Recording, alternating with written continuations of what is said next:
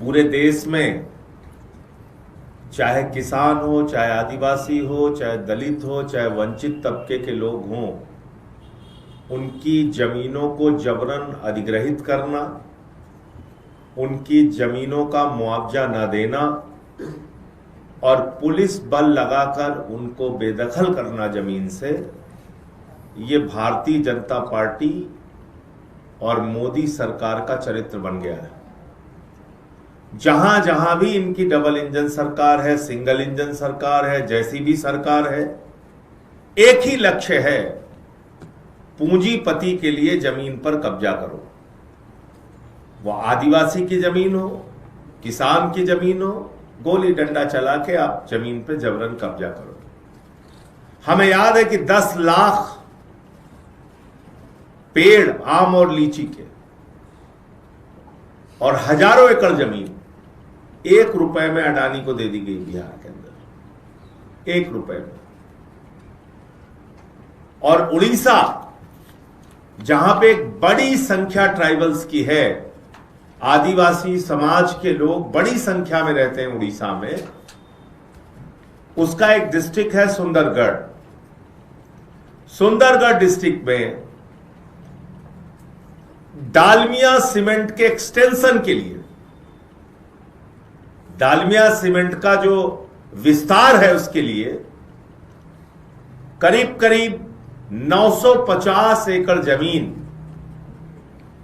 जबरन अधिग्रहित की जा रही है। जबरन, जबकि नियम कहता है, कानून कहता है, राज्य सरकार का कानून कहता है, बिना आदिवासी समाज के लोगों की सहमति के बगैर, बिना पंचायत की सहमति के बगैर आप आदिवासी समाज के जमीन को कब्जा नहीं कर सकते, नहीं अधिग्रहित कर सकते। और 5 पंचायत, लगभग 12-11 गांव, वहां के लोगों से कोई सहमति नहीं ली गई, किसी प्रकार के मुआवजे पे सहमति नहीं ली गई, जमीन लेने पे सहमति नहीं ली गई, लेकिन डंडे और लाठी के दम पे उनकी जमीनें कब्जा कर ली गई।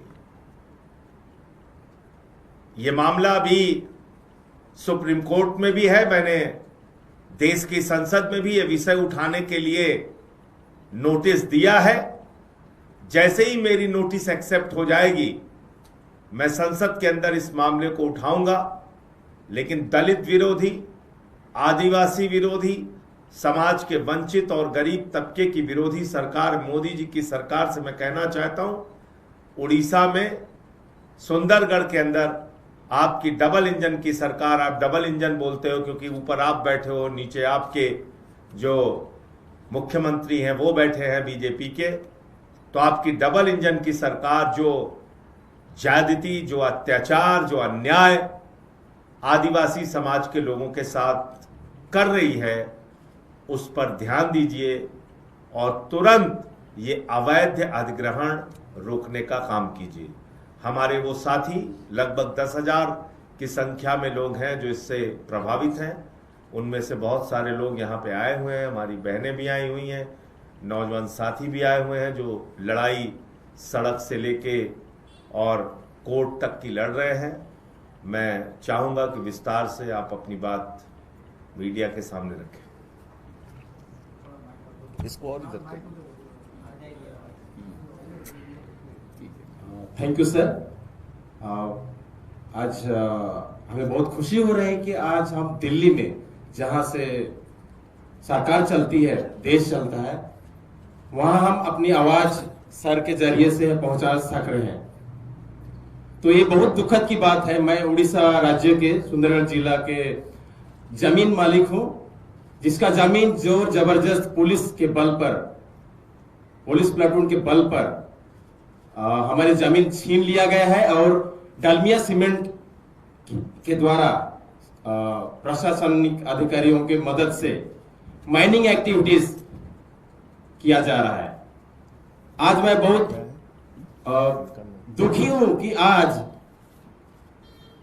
मैं एक आदिवासी हूं और हमारा मुख्यमंत्री जो है वो भी एक आदिवासी है। हमारे ट्राइबल अफेयर्स मिनिस्टर जो है, हमारे सुंदरगढ़ जिला के हैं, उससे भी बड़ी पोस्ट देश के माननीय हमारे राष्ट्रपति जी भी आदिवासी हैं, लेकिन आज इतने बड़े पोस्ट पाकर भी हम अपने आदिवासियों का जमीन को छीनने से बचा नहीं पा रहे। बहुत दुख की बात है।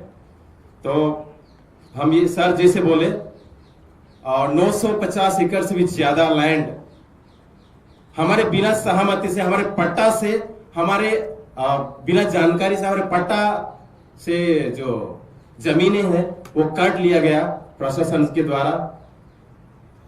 जब हम लैंप गए अपने धान बेचने के लिए, तब हमको पता चलता है कि हम लोग का जितना जमीन होना चाहिए उतना है नहीं। उसके बाद से हमारे जो लड़ाई है 2018 से ये जारी है। हजार संख्या में बहुत विरोध प्रदर्शन किए। हम पदयात्रा जिला तक गए, 3 दिन तक हम गवर्नर ऑफिस के सामने भी धरना दिए। ये 10 साल में हम लोग बहुत संघर्ष किए हमारे जमीन को बचाने के लिए, और बहुत सारे केसेस, फॉल्स केसेस हमारे नाम पर किया गया।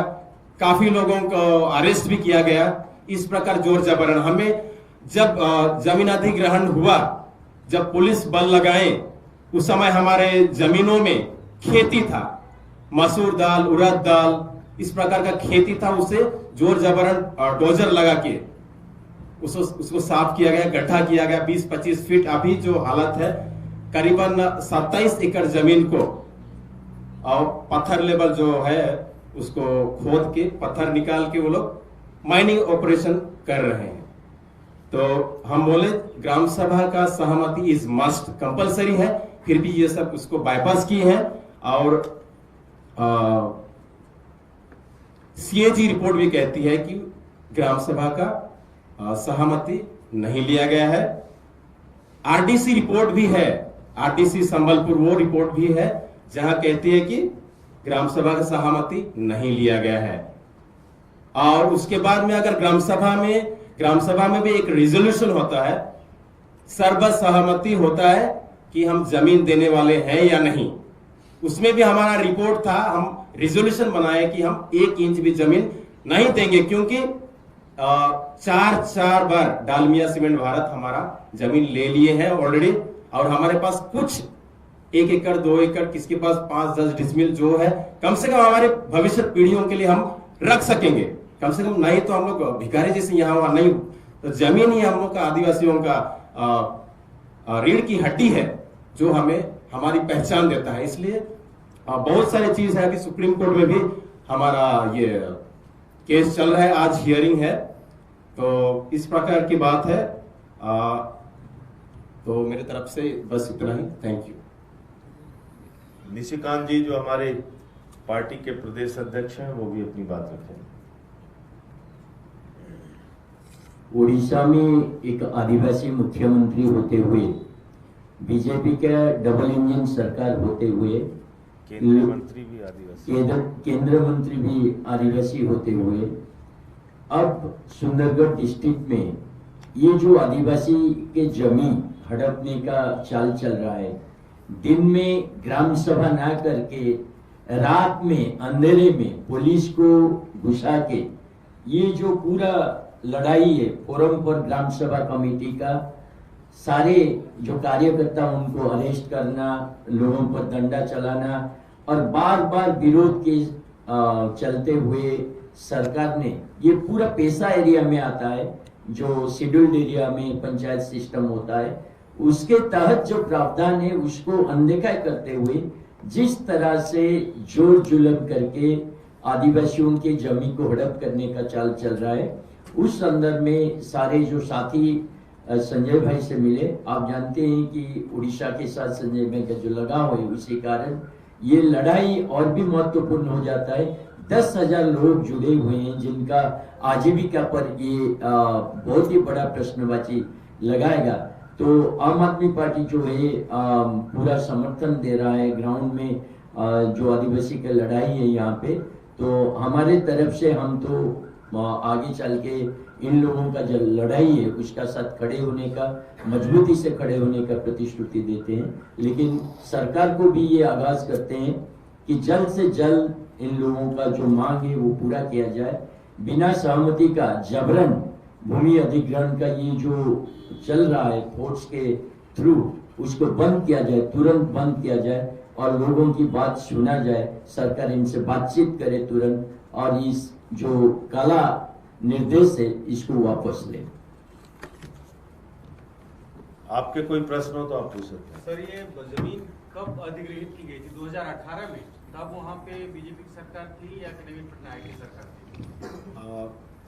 जो प्रोसेस हुआ लैंड एक्विजिशन का, वो स्टार्ट हुआ एनवायरमेंटल क्लियरेंस के लिए जो हियरिंग होता है वो पहला स्टार्ट हुआ 2018 में। और उस टाइम हमारा बीजेडी सरकार थी। जो बीजेडी सरकार जो थी उसका काम को यह भी फोर्सफुली पुलिस फोर्स डिप्लॉय करके जो जमीन अधिग्रहण हुआ है, माइनिंग ऑपरेशन चालू किए हैं।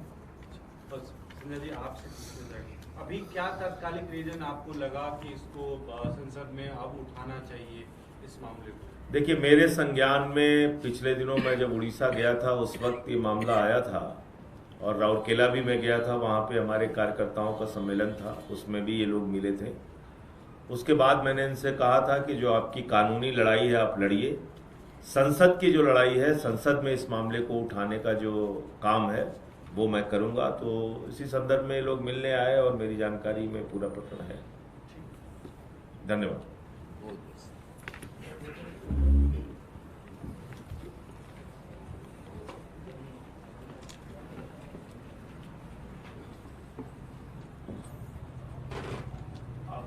ठीक है, हाँ मैं जा